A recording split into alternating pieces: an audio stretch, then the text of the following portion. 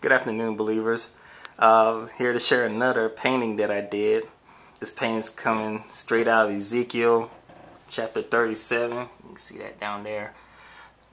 Always want to put a scripture down there at the bottom of my paintings that's based on the word so people can go and read about what's happening.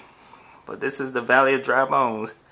You know, this is something that I'm really proud of.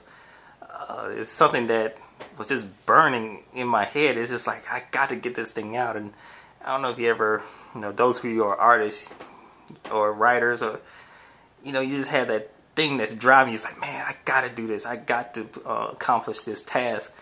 And I stayed up till 1 in the morning painting this. I don't usually stay up that late, especially not to paint.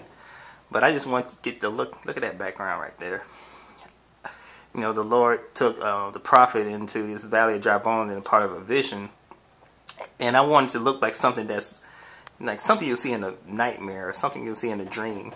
And so you have these mountains here, almost look like, something you'll see on Lord of the Rings, where we, trying to take that ring back, throw it in the volcano where it belongs.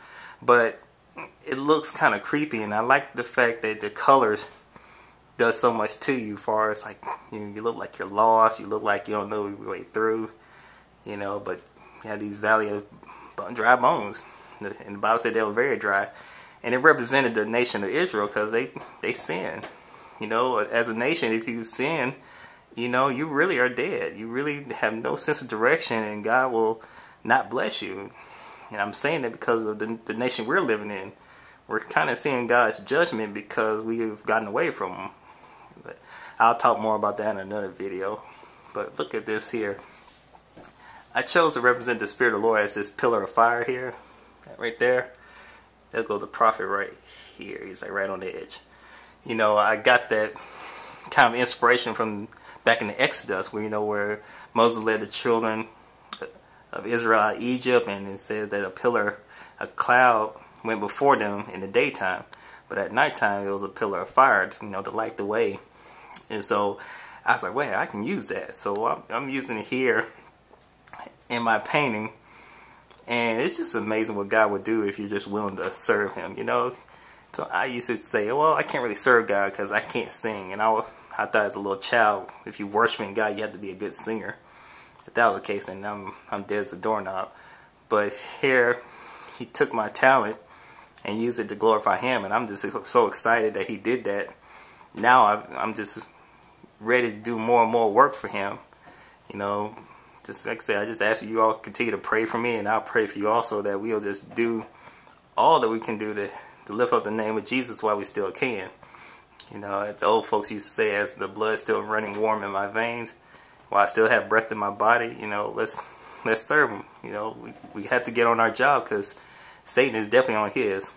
And I'm going to zoom in a little bit on these skulls here. It's like I said, it's a little like something out of a nightmare. It's something that you'll probably see during Halloween time, but this is nothing like that. I just want you to get that taste of what kind of like with that vision that the prophet had. It may not be exactly like this, but this is my interpretation of it. So, just let me know what you think about it, or if you have any ideas for me to work on different projects, like say, hey man, it'd be cool if you paint something based off of what happened in Matthew or Revelations or something like that. Just let me know. Send me a personal message, or you can just send a comment. And I appreciate all of you, and I just wanted to let you know that God loves you, and so do I. Bye.